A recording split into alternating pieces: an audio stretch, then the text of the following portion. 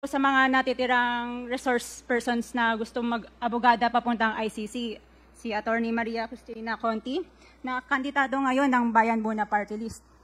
Kasama po ang inyong katabi na si Nery Colmenares ng Bayan Muna.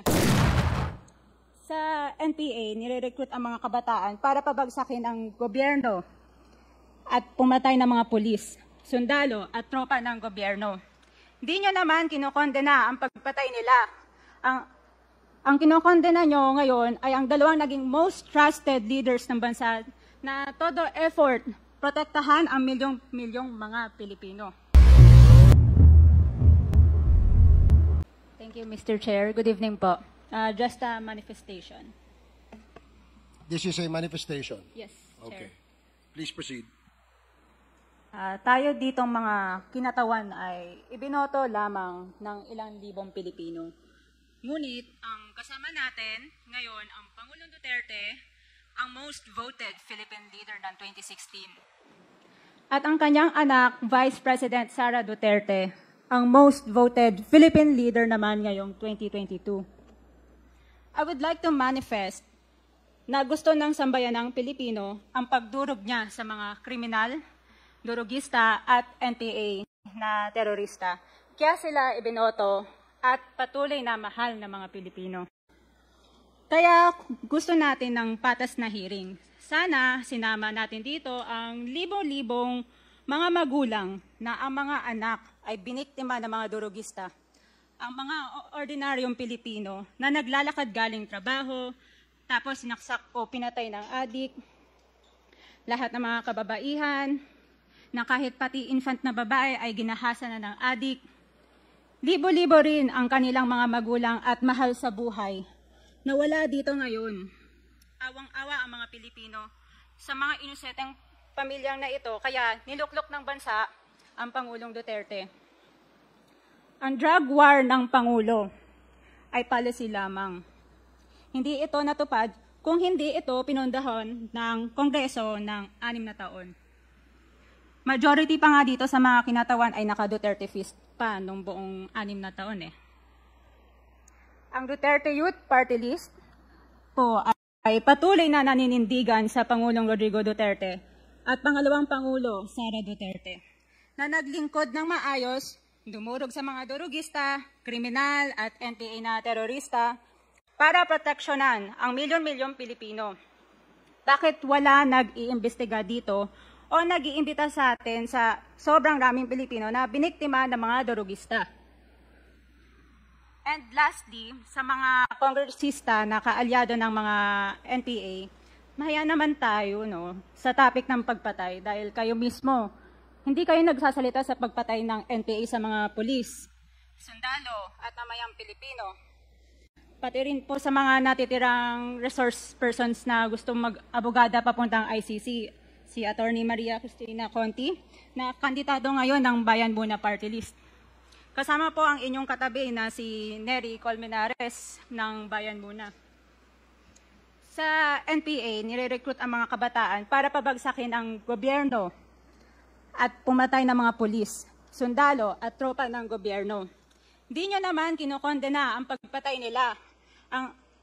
Ang kinokondena nyo ngayon ay ang dalawang naging most trusted leaders ng bansa na todo effort protektahan ang milyong-milyong mga Pilipino. In support sa advocacy sa Pangulong Duterte, ang Duterte Youth Party List ngayon, Kongreso ito, ang kaisa-isang nagpapanukala. Kami ay nagpapasalamat sa todong suporta ng Pangulong Duterte at VP Sara Duterte sa mga tropa ng gobyerno at sa pagdurog nyo sa mga kriminal, durugista at NPA na terorista. Yun lang po. Maraming salamat po, Mr. Chair. At Thank you, gabi Congresswoman. Salamat, ma'am. Mr. Chair. Bawal po pumalakpak dito. Kung gusto niyo pumalakpak, doon kayo sa labas. Maaari ba? Mr. Chair. Wala akong bastusan dito, ha? Sige, Congressman Akop. I had to do it because it was demanded of the time. And whether you believe it or not, whether you have the statistics different from ours, the government, it has gone a long way to protect the people, especially the children. Successful So, po. successful po ba ang war on drugs ninyo, Mr. Chair? Successful, ma'am. So, how do you measure po yung success ng war on drugs? Well, because na-minimize yung drugs. You cannot entirely eradicate drugs because pang hanap buhay yan eh. Until now, you cannot kill everyone na alam mo o hindi mo alam. It's a commercial thing that is of value. And people, yung walang trabaho, walang hanap buhay, papasok talaga dyan. Lalo na if they are criminally inclined to do it. Okay, so sa tingin ko po, Mr. Chair, hindi kayo naging success, no? Sa dami ng napatay na biktima ng EJK, hindi yon, no? Hindi yon yung makikita natin na na-minimize na talaga yung droga. In fact, tama ba to, Mr. Chair, na wala namang mga big fish na nahuli during your time? So, pwede mang magbanggit, Mr. Chair, si Mr. Duterte, na mga big fish, yung mga drug lord, mga nagmamanufacture ng droga during the time. Kasi ang nakita lang natin ay bloody, no? Dugo ng ating mga maliliit, mga mahihirap na mga mamamayan. Pwede ka bang magbanggit, Mr. Chair, si Mr. Duterte, na drug lord o malalaking smuggler ng droga na napatay or nahuli or napakulong sa panahon mo? Ma'am, magtanong ako. Mr. Chair, ako po yung nagtatanong, point of order. Teka muna. Pwede pong sasagutin na lang ng resource person. Mali yung tanong mo eh. So, Mr. Chair, bakit mali po yung tanong ko? Ang tinatanong ko lang po, may nahuli ba kayo na malaking kriminal, mga drug lords, mga nagmamanufacture ng droga sa panahon niyo po? Kasi ang nakita lang ng tao ay yung mga namatay na mga bata, na mga small time, na mga drug addicts, or mga pusher, etc. O meron mang mga LGU na mga mayor, merong iba. Kaya lang, yung pinanggagalingan po ng droga, meron po ba, Mr. Chair? Meron, ma'am. Marami doon nasa dagat, harap ng Davao.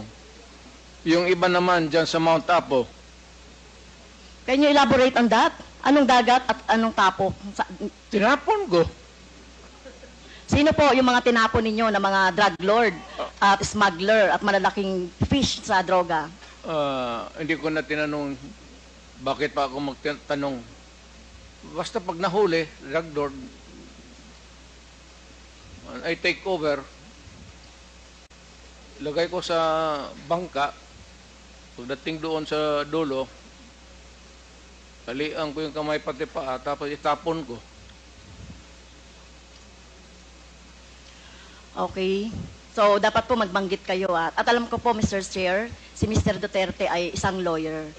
At alam ninyo yung due process. At alam nyo ba paano pahalagahan ang buhay? Whether yan po ay talamak na kriminal o wala ng pag-asa sa buhay or whatever, kung nahuli, dapat ay binigyan ng due process, ikinulong, inahuan ng cases, kinulong, at hindi agad-agad ng pinapatay na katulad ng ginagawa ninyo, Mr. Chair, ni Mr. Duterte. Ginagawa ni Mr. Duterte yung sa sinabi niya. Ma'am, ang preso kasi ma'am sa amin is only good for 40, 50. Minsan umaabot na kasi ng 80, 100. Overcrowded na. So, yung iba, itatapon mo na lang para medyo maluwang. Well, excuse me sa mga audience, no? Siguro may kakampi dito si Mr. Duterte. Hindi po nakakatawa yon. Hindi ako nagpapatawa, ma'am. Pero hindi po kami natatawa. Mr. Chair, wag mong gawing katatawanan Well, hindi ang na. hearing na ito. Sinasabi ko sa iyo. Well, naging presidente ka, Mr. Chair. Correct. Pero dapat alam niyo po yung due process at pagpapahalaga sa buhay. Hindi yung ganyan. Sino bang may kasalanan? Bakit po congested ang ating mga kulungan? 'Di ba? Bakit po sinasabi ninyo, hanap buhay ng ibang mga tao, yung droga? 'Di ba dapat obligasyon ng pamahalaan na i-provide ng pagkakataon, oportunidad para sa employment ang mga tao para hindi po na ano sa droga na katulad ng sinasabi ninyo, no, mga dahilan. Pero ito po, no, wag niyo pong gawing katatawanan. Kung totoo po yung sinasabi niyo, name names. Sino po yung tinapon niyo sa lupa, sa dagat? Nakita pa po ba yan ang kamag-anak niya? Ito katulad po ng mga biktima ng droga, ng biktima ng EJK dito. Wala man, Davao man ako assign, ma'am. Hindi po, Hindi ito man katulad dito? nito, katulad niyan. Sinabi po Mr. Chair ng ating ni Mr. Duterte na pag may nahuli siya na sangkot sa droga o malalaking fish, tinatapon niya. So ganun na po ba ka-cheap or wala kayong pagpapahalaga sa buhay ng tao? Kaya sa panahon ninyo ng war on drugs, no wonder 30,000 or less ang namatay sa panahon ninyo. Sa halip na gawin ninyo ay i-rehabilitate, bigyan ng trabaho, pero ang ginawa ninyo sa mga pulis, utusang patayin ang mga biktima ng droga. Tama po ba yun, Mr. Wala Chair? kasi akong trabaho maibigay sa kanila, ma'am, hanggang ngayon. It remains to be a problem. Ano, what you're mounting is still the same problem that we have had for all these years. Hanggang ngayon, nandiyan pa rin yung droga. Hindi naman tatapos. Hanap buhay nga. Pero hindi po siguro katulad nyo, no? At ito ay magsisilbing lesson, Mr. Chair, kay Mr. Duterte, no? At sa mga susunod na mga mamumuno sa ating bayan. Hindi po solusyon ang pagpatay, no? Kung walang mga hanap buhay, bigyan ng hanap buhay. Pagsikapan dito nga, di ba? Ginagawa nga natin ng buong makakaya natin para bigyan ng kahit papaano ay tulong yung ating mga mamamayan. So hindi po ito dapat patayin, no? So mukhang mali po yung line of thinking ni Hindi dapat, ma'am. Pero kung talagang, Mr. Duterte. if the situation calls for it, I will not hesitate. And the police should not hesitate. Especially facing a criminal who is also going to kill you pag hinuli mo. Dapat patayin mo talaga. At ayaw kong makita na buhayan kasi gamutin mo pa sa ospital, magastos pa ang gobyerno, tapos tapon mo doon sa prisuhan, pakakainin mo pa. Tapusin mo na. That is my philosophy. And I don't believe in you, If Mr. you do Mr. not Chair. like if you do not like my ideology, fine. That's mine. Bahala ka na sa buhay mo kung ano yun. At bahala na rin po yung ano, no, yung justisya, no, yung batas sa inyo po, whether dito sa bansa or sa ibang bansa po. Naging presidente Pero kung ako. ganyan po yung, Mr. Chair, kung ganyan ang line of thinking ni Mr. Duterte, na walang ano, no, ganyan niya ituring ang mga mamamayan, na kapag hindi niya mabigyan ng hanap buhay, nagdroga yan, patayin na lang.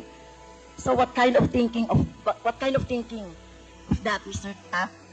Chair? Right thinking. That's yours. What can you think of? It's the right thinking. I don't believe in you. Well, Okay, next, Mr. I'm not Chair. asking you to believe in me.